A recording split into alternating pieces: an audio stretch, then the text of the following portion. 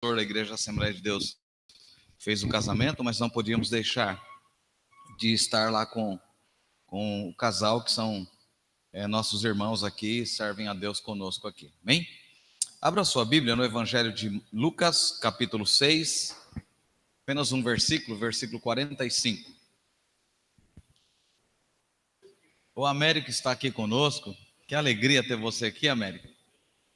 O Américo tornou um grande amigo nosso, irmão do seu Mauro, está morando agora aqui, é membro da Igreja Assembleia de Deus do Belém, em Barueri. A Assembleia de Deus foi para Alphaville agora e ele está aqui com a gente, tem participado aqui conosco. Deus te abençoe, Américo.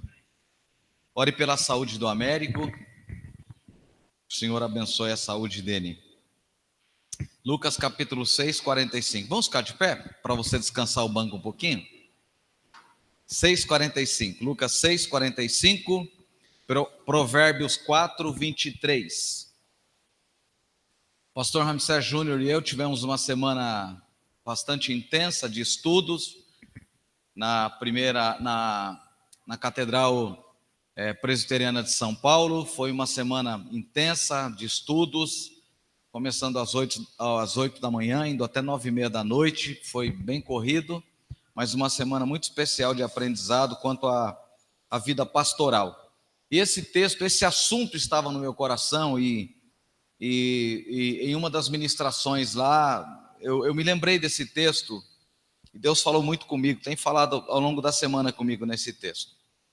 Lucas capítulo 6, versículo 45. A pessoa boa tira o bem do bom tesouro do coração, e a pessoa má tira o mal do mau tesouro, porque a boca fala do que está cheio o coração. Vamos repetir juntos? Porque a boca fala do que está cheio o coração. Vamos lá? Porque a boca fala do que está cheio o coração. Mais uma vez.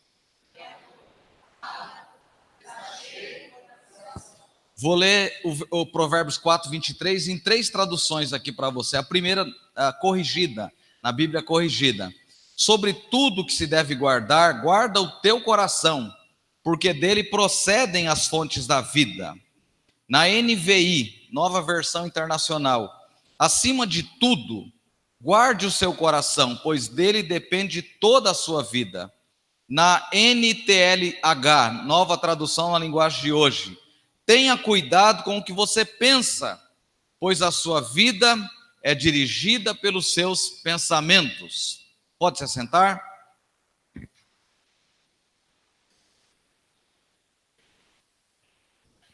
Guardar o coração. Guardar o coração, a Bíblia chama isso de sabedoria, de ser sábio, de ter sabedoria. Então, quem guarda o seu coração, quem retém o seu coração de coisas más, é alguém que é sábio, que tem sabedoria.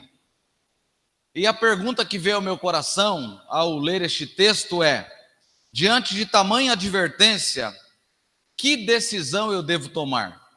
Diante de tamanha advertência, uma vez que somos advertidos pela palavra de Deus, que a pessoa boa tira o bem do bom tesouro do coração, e a pessoa má tira o mal do mau tesouro, porque a boca fala do que está cheio o coração. Que decisão devemos tomar? Eu quero compartilhar com vocês nessa noite esse assunto. Diante de tamanha advertência, que decisão tomar? A primeira decisão examine seu coração. Repita comigo: examine o seu coração. Diga isso para quem está ao seu lado: examine o seu coração. Examinar, o que é examinar? Quando você vai ao médico que ele te examina, o que ele faz?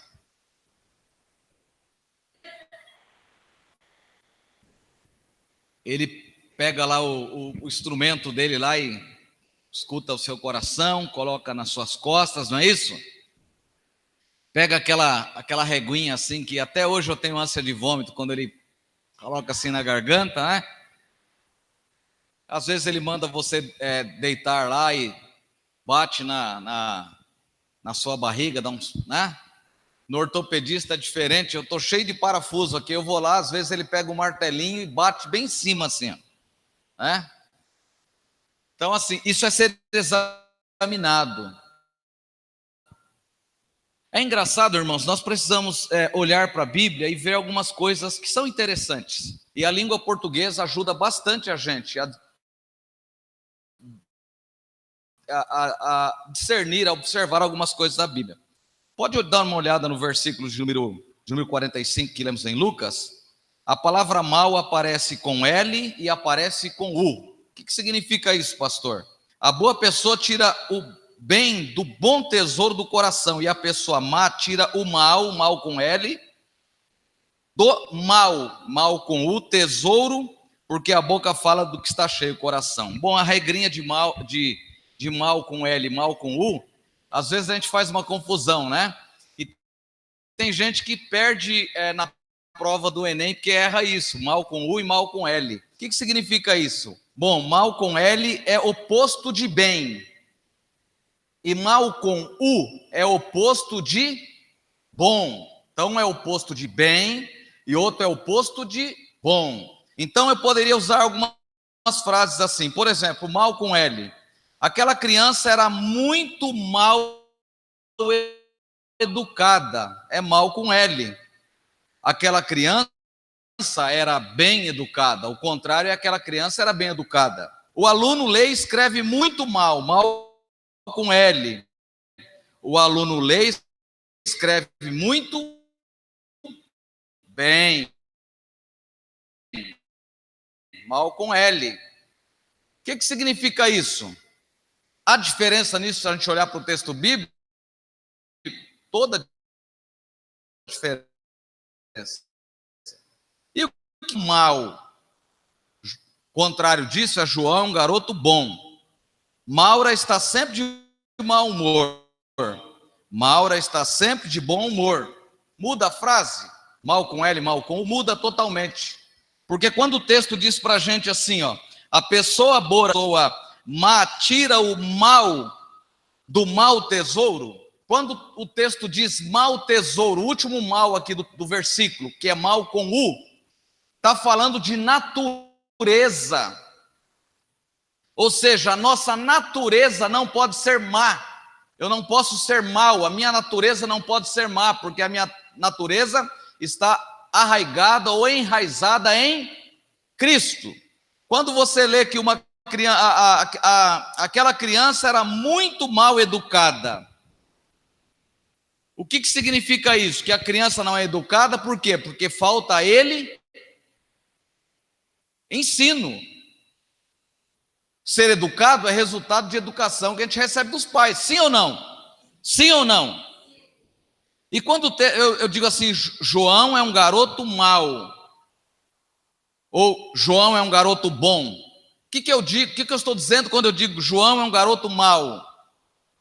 Esse mal aqui significa que esse mal está enraizado nele, a natureza dele é má. As maldades que ele faz, a peraltice dele, tudo que ele faz é maldade, é uma coisa que já está enraizada nele. Então, ao olhar para as Escrituras, nós precisamos observar isso. E aí você pode ver alguns salmos, por exemplo, o Salmo 42, versículo 5. Vamos lá no Salmo 42, versículo 5, rapidamente.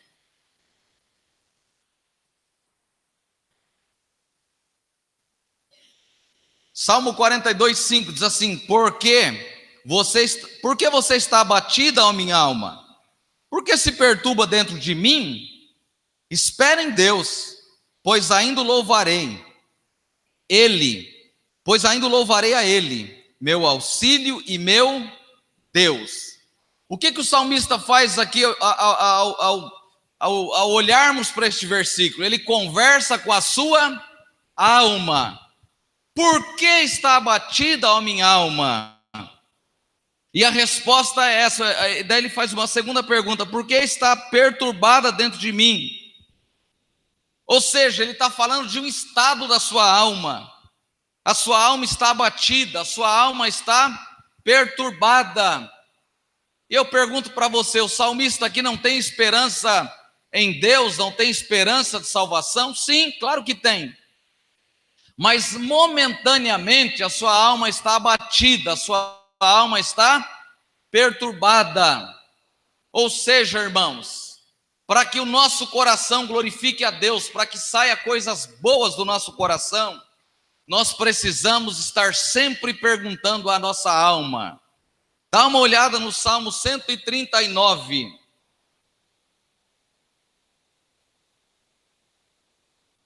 Versículos 23 e 24.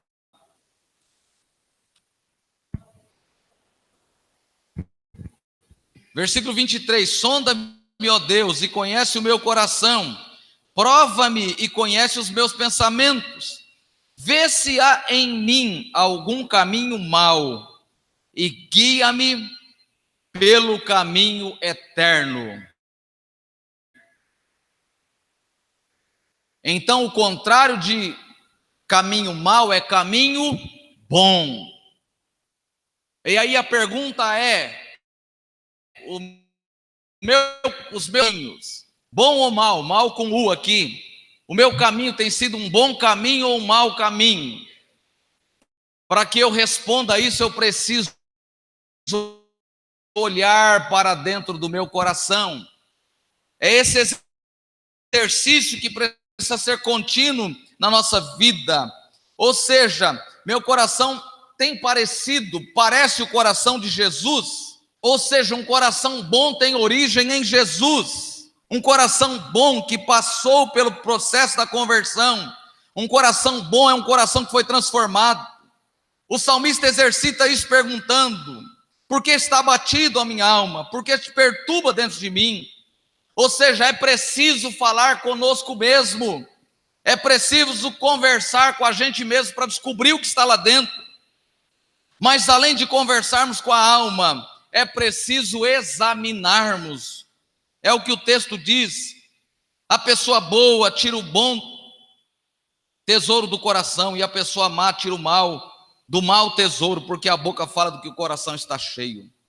Então nós precisamos examinar, olhar lá dentro o que tem no nosso coração. Qual é a somatória dos pensamentos, daquilo que passa pela nossa mente?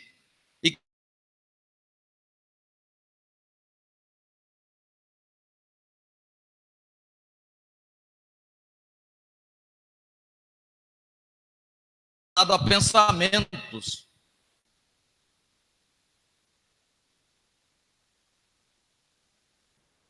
Primeiro Tessalonicenses 5:23, todos vós sois sensíveis para a vinda de nosso Senhor Jesus Cristo. A igreja durante muito tempo pensou muito em cuidar muito daquilo que as pessoas veem. Então eu tenho que tomar cuidado com a minha vestimenta, com o meu corpo, como eu me apresento, porque todo mundo está vendo. Mas santificação começa dentro, é no coração que começa a santificação.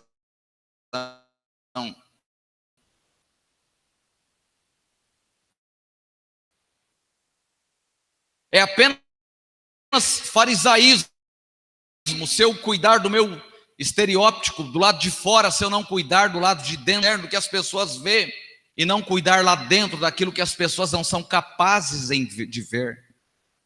Então, por isso o salmista nos chama para examinarmos.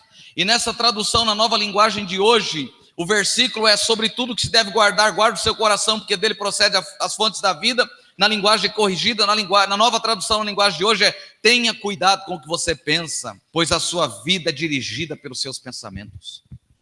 Com que você tem ocupado o seu tempo? Com que você ocupa os seus pensamentos? Nós somos maldosos às vezes na maneira de pensar. Nós olhamos para as pessoas e nós enxergamos maldade nelas. E às vezes a maldade que enxergamos nas pessoas é resultado da maldade que está no nosso coração.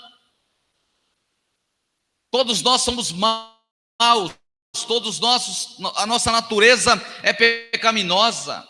A nossa natureza é negar o propósito de Deus, da redenção, do amor de Deus.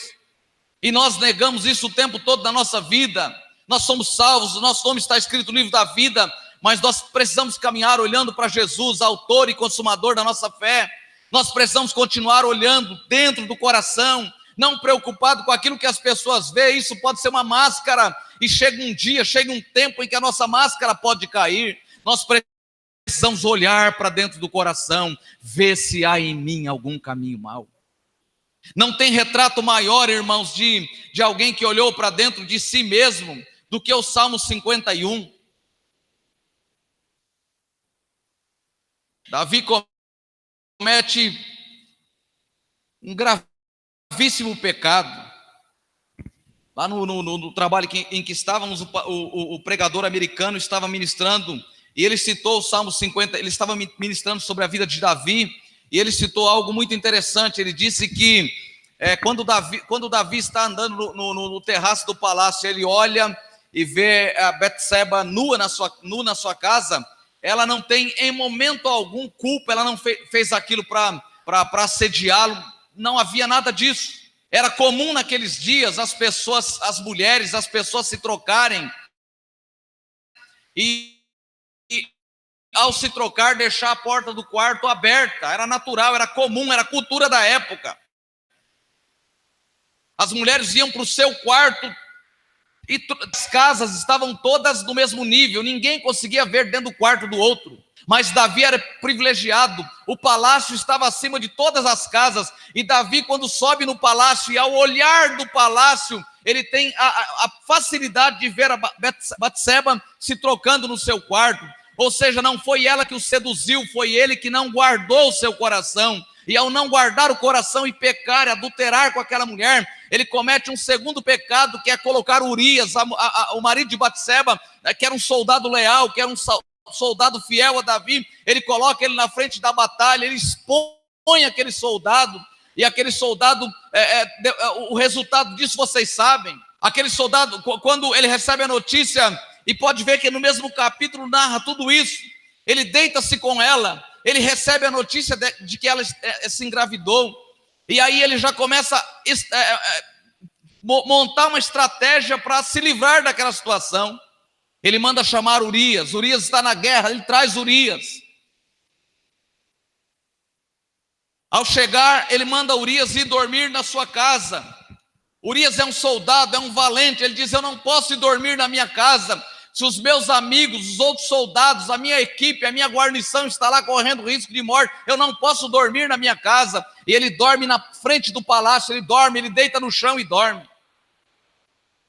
Davi faz uma outra tentativa, vendo que Urias não voltou para casa, ele manda embebedar Urias, ele dá bebida para Urias fica bêbado, e mesmo embriagado, Urias fica ali, ele diz: eu não vou voltar para casa. Ele não volta para casa.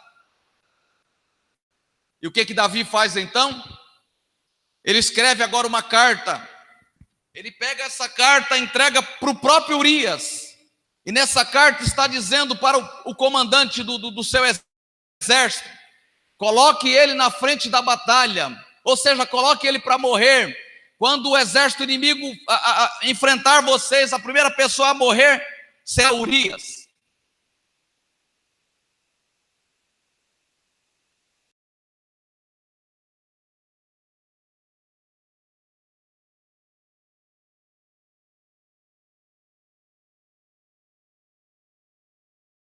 Carta, e ele leva para o seu comandante, e naquela carta está apenas o escrito de que ele deve ser colocado na frente e ele deve morrer.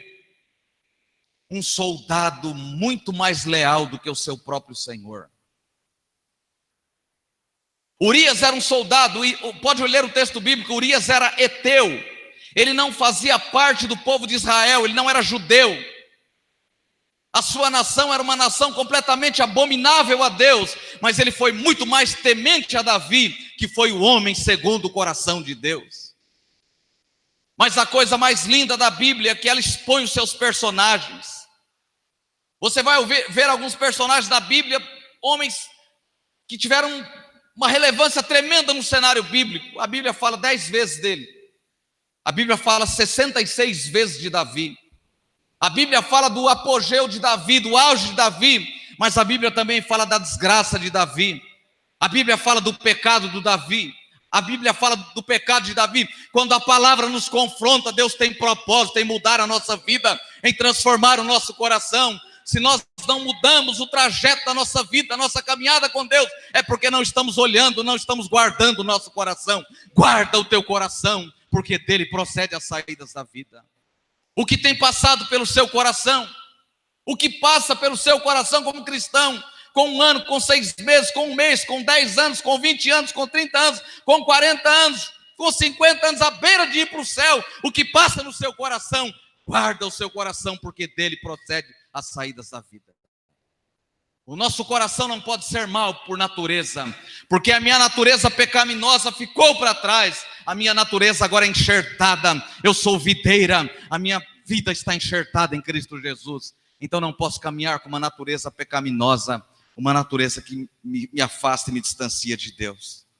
Pecado precisa ser acidente na nossa vida, não algo que a gente sente prazer em praticar, e a gente é advertido por Deus. Deus trata conosco que a gente volta sempre no ponto zero.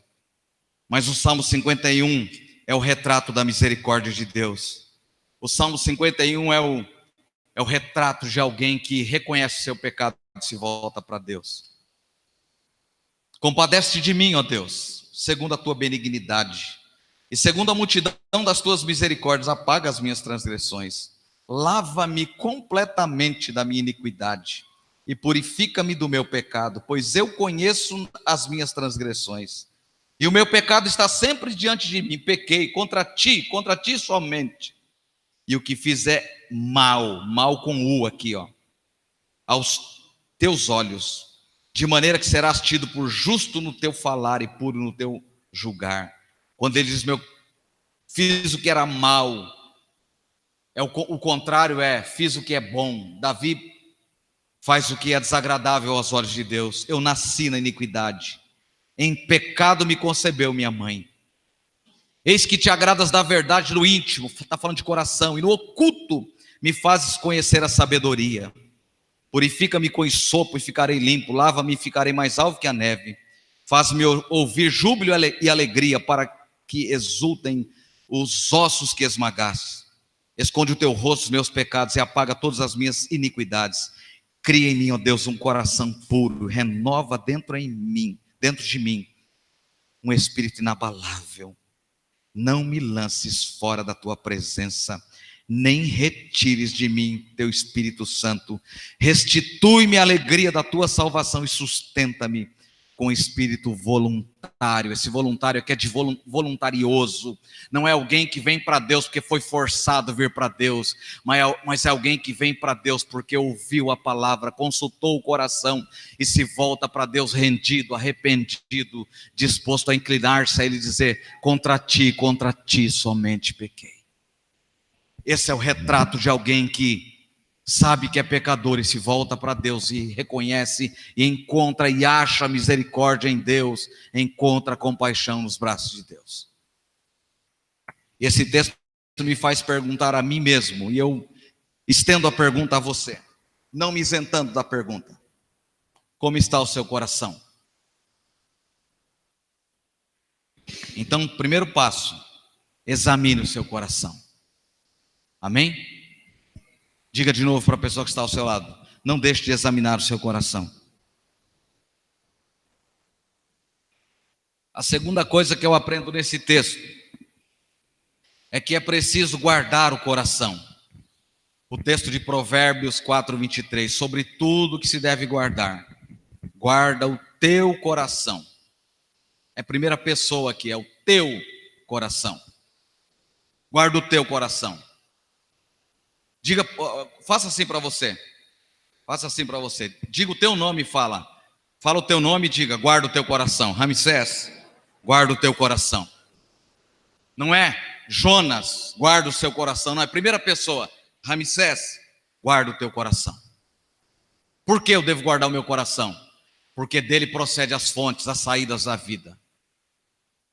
Vocês perceberam desse terrível fato ocorrido no mês de março, onde aqueles dois camaradas entram na escola e matam aquele monte de gente, fazem aquelas coisas horrorosas, e a televisão não mostrou, mas as pessoas são alvejadas pelo tiro, e depois o camarada pega aquela machadinha e vem assim, você vê que ele está degolando as pessoas. Aquilo lá não foi, eles não levantaram de manhã e falaram, vamos fazer isso, não. Aquilo lá eles maquinaram, foi para o coração, estava no coração. Estava no coração, era desejo. Nós não matamos as pessoas, nós não temos coragem. Se der uma arma para mim, eu não consigo nem atirar. Nós ficamos lá na chácara do presbitério, os meninos trabalhando, e eu estava de segurança lá, fiquei com uma arma. O Enésio tinha um revólver de chumbinho, e eu fiquei lá guardando o sítio lá e fazendo a comida para eles e armado o tempo todo. E eu vi uma pombinha, uma rolinha, sentou lá, eu falei, essa vai vir para a janta. Gente, teve uma hora que eu fiquei olhando assim e falei, a natureza nos ensina. A pombinha, a rolinha, parece que estava rindo de mim, porque eu gastei uma caixinha de quase 50 tiros e não acertei um nela. Eu acertei a folha, que eu nem tinha mirado para acertar, mas eu não acertei aquela rolinha de jeito nenhum. A nossa natureza precisa ser completamente mergulhada em Deus, transformada em Deus.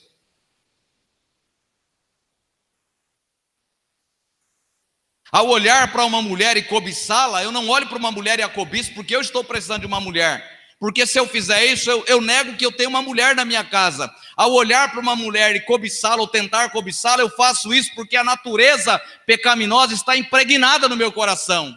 Mas a gente acostumou com o evangelho de que todo mundo é santo, ninguém peca, e a gente quase que fala para as pessoas, olha para mim porque eu sou o padrão de ir para o céu, só está faltando colocar as asinhas, as aurelas, né? E alguém dá um empurrãozinho assim, a gente já vai para o céu. Não, a nossa natureza é pecaminosa, é preciso guardar o coração. Além de olhar para dentro, é preciso guardar o coração. E nós só conseguimos guardar o coração estando em Deus. Nós só conseguimos guardar o coração, nós só podemos guardar o coração tendo o coração em Deus. Quando e por que guardamos alguma coisa? Nós só guardamos algo que é precioso, algo que é importante para nós. E você pode olhar este texto de Provérbios, que é interessante. Não dá para ver o texto sem olhar o contexto. Olha tudo que está depois. Olha o versículo seguinte. Vamos lá para Provérbios, capítulo 4, versículo 23 e 24. Dá uma olhada lá para você ver. O que é guardar o coração aqui para Salomão, ao escrever esse capítulo. Olha o versículo 23, não é isso? De tudo que se deve guardar, guarda bem o seu coração. Ele ainda usa a expressão bem, ou seja, guarda com chave.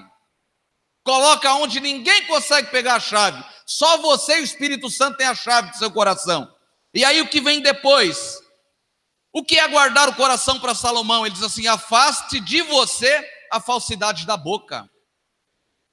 Então não fale o que é falso, porque não diga eu amo a Deus, Deus é Senhor da minha vida, e passa o ano inteiro sem olhar para a Bíblia, sem examinar as Escrituras. É falsidade, é mentira.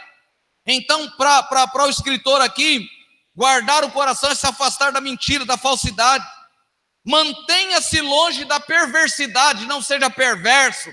E perversidade não é só em atos, é alojamento no coração, é coisa que nasce lá dentro. A nossa natureza foi transformada, Deus nos transformou. Versículo 25, que os seus olhos olhem direito. O que é olhar direito aqui, irmãos? É para olhar é para olhar para coisas que nos edificam, para coisas que acrescentam na nossa fé. Acrescenta para você deixar de ler a Bíblia para assistir a novela? Acrescenta, pastor, então continue. Acrescenta para você falar mal das pessoas? Acrescenta, pastor, então continue falando. Acrescenta para você odiar as pessoas? Acrescenta, pastor, então continue odiando. Acrescenta para você ser adúltero? Então acrescenta, pastor, então seja adúltero. Eu estou falando citando uma série de coisas, e você pode achar-se não pecador, porque você não se inclui em nenhuma dessas coisas. Guarda o teu coração, veja o que está dentro do seu coração. Todos nós temos algumas coisas guardadas no coração, que é preciso jogar fora. Versículo 26, faça plana a vereda de seus pés. Ou seja, o que é fazer plana as veredas dos pés? Para que todos os seus caminhos sejam retos.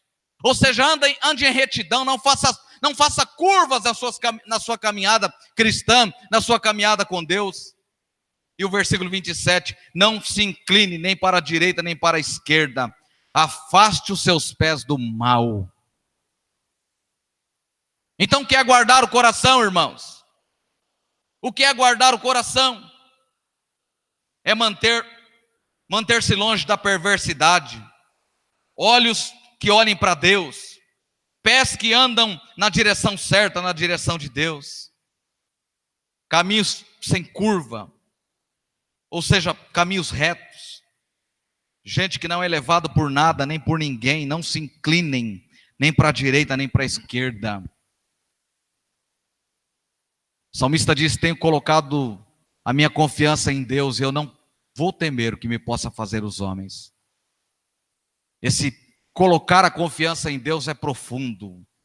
É mais do que confiar em Deus, é andar no caminho de Deus. Você tem andado no caminho de Deus? Eu tenho andado no caminho de Deus como cristão. Ou seja, Deus nos chama para sermos porteiros do nosso coração.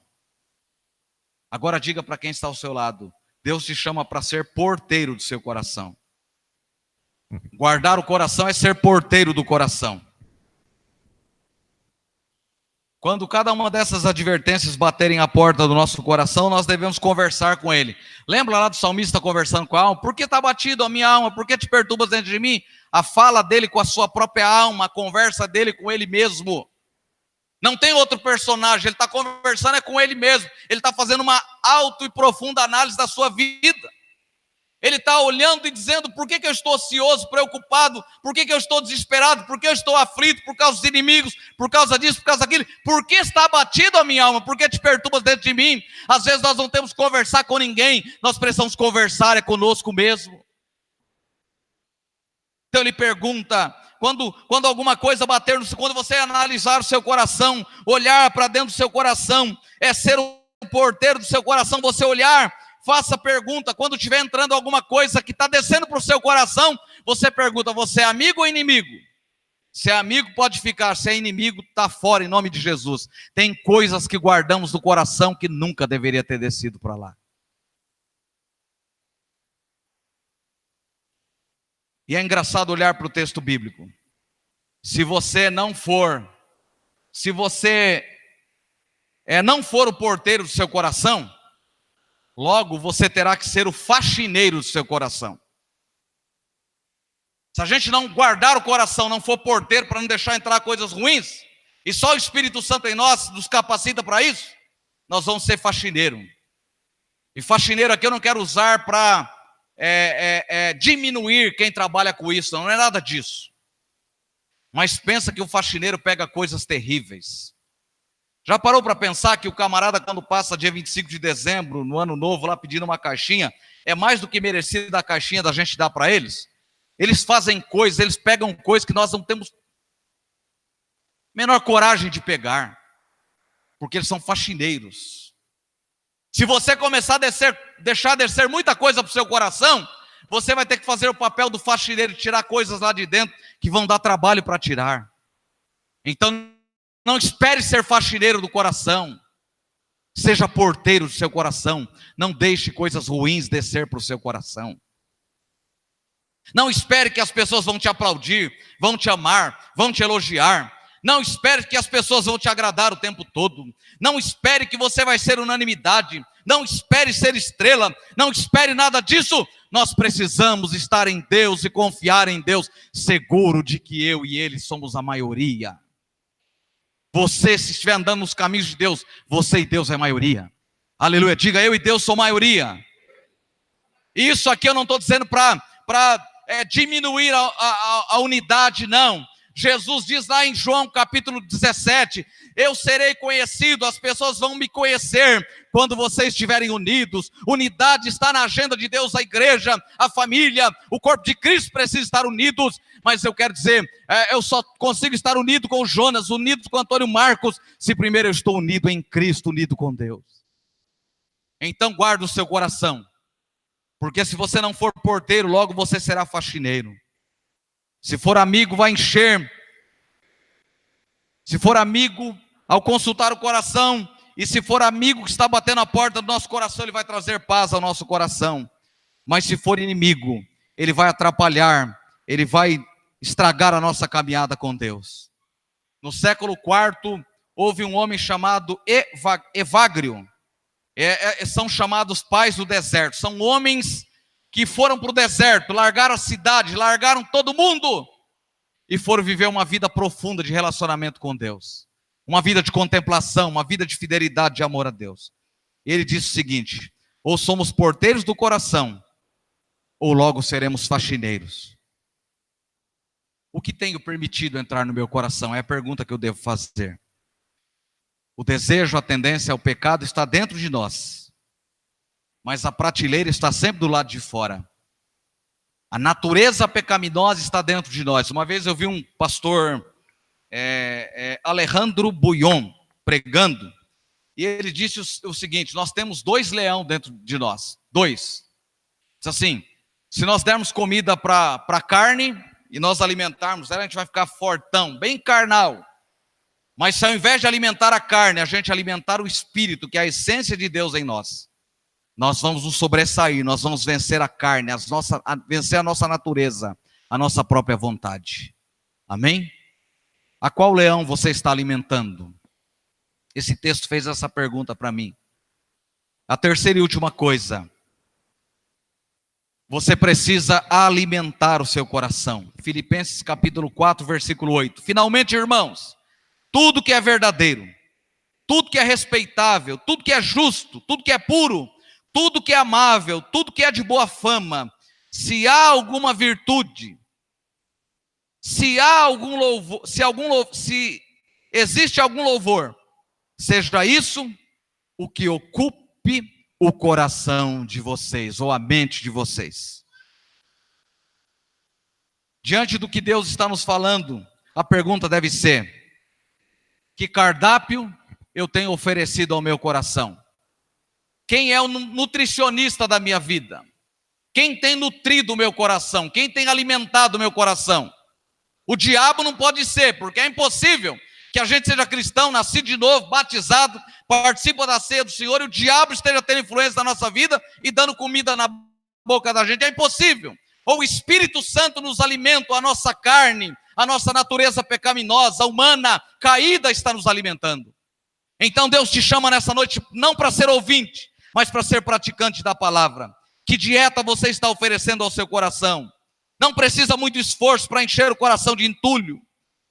Não precisa ir no mundo, não precisa ir num prostíbulo para encher o nosso coração de entulho. Mas até na igreja é possível nós enchermos o nosso coração de entulho. Se nós não fizermos esse processo de guardar o coração, de olhar para dentro do coração e de alimentar o coração com coisas que glorificam a Deus, o nosso coração estará sempre sujo e nós estaremos sempre desagradando a Deus. Paulo entendia muito bem o domínio, a mente, que a mente tem sobre a pessoa. Ele diz: o que ocupa a mente determina as ações, ou seja, o que ocupa a mente das pessoas determina as ações e as palavras das pessoas. O que está ocupando a sua mente, veja que mente aqui está relacionada ao coração. É a questão da dicotomia e tricotomia. Tricotomia é quem defende corpo, alma e espírito, não é? A dicotomia é corpo, alma e espírito, alma e coração tem o mesmo significado. Não interessa se a gente é dicotomista ou tricotomista no pensamento bíblico e teológico. Quem tem alimentado o nosso coração, quem tem sido o nutricionista do nosso coração, o Espírito Santo de Deus precisa nos alimentar. E isso é diário, isso é todos os dias. Não é só esse alimento que vocês estão recebendo aqui em 30, 40 minutos de sermão, não é isso não. É alimentar diariamente, é alimentar todos os dias, é matar a minha carne, é renunciar à minha carne. Pastor, quando fala de oração, ou as pessoas têm duas conotações: ou ele está querendo se aparecer demais para dizer para a igreja que ora, ou então é porque ele tem tempo para orar e a gente não tem tempo para orar. Em todo tempo nós precisamos estar, aleluia, em oração. Em todo tempo nós podemos estar diante de Deus. A gente estava lá na Catedral Presbiteriana de São Paulo, entre pastores presbiterianos tradicionais, entre pastores de várias denominações. Mas uma coisa eu vi naquele povo, um desejo profundo de estar diante de Deus. Alguns se separando e fazendo retiro de silêncio por 4 dias, sozinho, indo para o mosteiro, indo para algum lugar, passar 4 dias em oração, apenas sondando o coração, analisando, olhando. Nós somos pentecostais, nós queremos o fogo, nós queremos o poder, nós queremos a unção, nós queremos. Mas tudo isso passa por vida com Deus, de silêncio, de estar, de ouvir. Não é apenas um diálogo, aliás, um monólogo, onde eu falo o tempo inteiro. Precisa haver diálogo, onde eu falo, mas em momento que eu paro, eu escuto o que Deus está dizendo para mim, o que Ele está querendo falar para mim. Nós corremos o tempo inteiro, não temos tempo para parar para a oração. Deus quer ouvir a nossa oração. O que é verdadeiro, a palavra de Deus, João 17, santifica-os na verdade, a tua palavra é a verdade. O que está alimentando o seu coração? Encher o coração de Deus dá trabalho, é preciso ter desejo, é preciso dedicar-se, é preciso ter disciplina, é preciso voluntariedade, é preciso ter compreensão das Escrituras, é preciso ter vontade, dedicar tempo. A emoção faz parte da vida cristã, mas às vezes a gente parece menino, a gente quer viver de emoção o tempo todo. Alguém tem que estar sempre colocando a mão na nossa cabeça e entregando uma palavra, senão a gente não sabe o que fazer no dia seguinte. Deus fala hoje e amanhã, eu já não sei mais o que fazer. Isso aqui é um manual, nós precisamos saber o que encontramos em Deus. Nós precisamos descobrir que nós saciamos a nossa alma na sua palavra, em Deus. Então, além de olhar para o coração, de guardar o coração, é preciso alimentar o coração das coisas de Deus. É preciso sentir emoção, Tem culto que a gente chora, tem culto que a gente fala em línguas estranhas, tem culto que o corpo da gente treme. Outro dia tinha um amigo do Carlos aqui, que ele trouxe à igreja, e aquele moço, ao terminar o culto, eu fui atrás e o Carlos me apresentou, cumprimentei aquele moço, ele perguntou para mim: pastor, o que tem lá na frente? Que coisa engraçada, eu estou com o meu corpo trêmulo. O que tem? Tem uma coisa aqui no meu coração. Às vezes as pessoas que não servem a Deus vêm à igreja e sentem isso. Nós já não sentimos mais. A gente vem à igreja, é como se estivesse no cinema, como se estivesse em qualquer outro lugar. Nós somos apenas espectadores do que está sendo falado. Deus não nos chama para sermos espectadores. Deus não me chamou para ser animador de palco e para dizer o que você quer ouvir, para dizer o que agrada o seu coração. Deus me chamou para pregar o evangelho para você, para olhar para o coração, para trilhar caminhos retos, porque a nossa vida precisa estar oculta, escondida em Deus. Nós precisamos saciar as nossas ansiedades em Deus. Percebe que quando nós vamos pecar, a gente vai fazer coisa errada, a gente nunca convida Deus para ir com a gente. Mas quando a gente se atropela, quando as coisas dão errada, quando a gente está na linguagem do fundo do poço, é um desespero terrível, é apenas olhar para Deus. O salmista diz: porque está abatido a minha alma, e porque te perturbas dentro de mim. Qual é o termômetro da sua fé? Fé tem termômetro. O que coloca a sua vida lá em cima e o que coloca a sua vida lá embaixo. Quando nós conseguimos dominar, conhecer o nosso coração, a gente tem equilíbrio na fé. Não é um turismo religioso que a gente faz. Eu venho à igreja, não é? É maravilhoso vir aqui, rever os irmãos, cumprimentar os irmãos. Mas eu venho aqui, sabe por quê? Porque aqui eu alimento a minha alma. Eu me sacio em Deus. Aqui é o lugar onde todos os meus pecados lançados em Deus, eu vejo a revelação da graça, do amor, da compaixão de Deus. Eu estou, Deus está olhando para mim dizendo: meu filho, eu quero dar um abraço em você. Meu filho, eu tenho algo novo para a sua vida. Eu tenho uma direção para a sua vida. Meu filho, eu tenho um caminho novo. Eu tenho um caminho de excelência para você. Meu filho, eu quero caminhar. Eu quero conduzir você em triunfo. Que o Espírito Santo te abençoe nessa noite. O que é verdadeiro, a palavra de Deus, santifica-os na verdade. A sua palavra é verdade. Onde você está saciando a sua alma? Onde você está alimentando o seu coração? Na televisão, no futebol, na luta, na novela? No que você está saciando o seu coração? Precisamos entrar na palavra de Deus para termos a verdade em nossas mentes. Onde você está buscando o cardápio do seu coração? Encerro com essas 3 perguntas. Onde você está buscando o cardápio do seu coração? E sabe, isso aqui é exemplo da nossa vida física. Olha o jeito que eu estou aqui. Olha o meu paletó aqui, não está fechando. Eu vesti umas 2 camisas para encontrar essa, para vir para a igreja hoje. Eu não consigo perder peso. Eu não posso caminhar, eu não consigo perder peso. Está trazendo um prejuízo para a minha coluna. Estou sentindo dores na coluna. A exemplo do nosso porte, do nosso biotipo físico, né?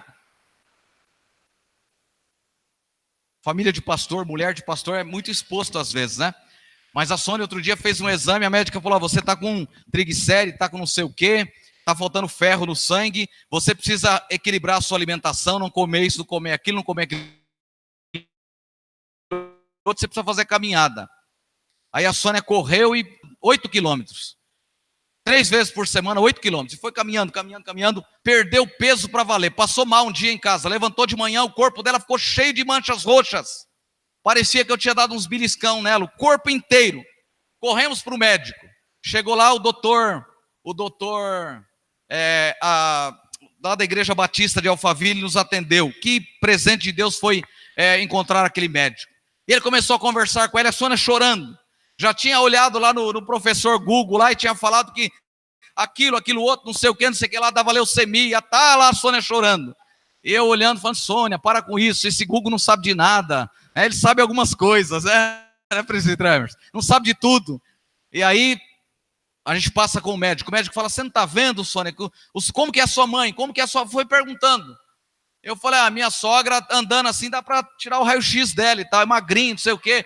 Falei, então, ao seu biotipo, o jeito que é, você não pode fazer isso, minha filha. Faça isso. Na semana seguinte, estava a Sônia toda equilibrada de novo, sorrindo, feliz e tal. Precisa ganhar uns quilos ainda, né? Mas estava lá. Então, assim, a exemplo da nossa saúde física, é a nossa saúde espiritual. O que você está alimentando o seu coração? Coisas boas, coisas que glorificam a Deus. Quem você está ouvindo, irmãos? Tem gente que é mensageiro de Satanás. Olha aqui, não se assusta não. Mas até na igreja você pode encontrar alguém que traga mensagem que vai entristecer o seu coração. Mas olhe para Jesus, caminhe com Ele. Hebreus diz, olhando para Jesus, o autor e consumador da nossa fé. Então, onde você está buscando o cardápio do seu coração? Quem é o seu nutricionista? É você ou o Espírito Santo? Então, eu oro para que o Espírito Santo traga equilíbrio. Obrigado, Jonas. Equilíbrio à nossa vida, para a nossa caminhada com Deus. E que a gente possa encontrar Deus todos os dias. Diga para quem está ao seu lado, você só é completo em Deus. Diga para o seu irmão. Você só é completo em Deus. Diga para o seu irmão. Você só é completo em Deus. Só em Deus você é completo. Amém? Pastor Ramsés Júnior.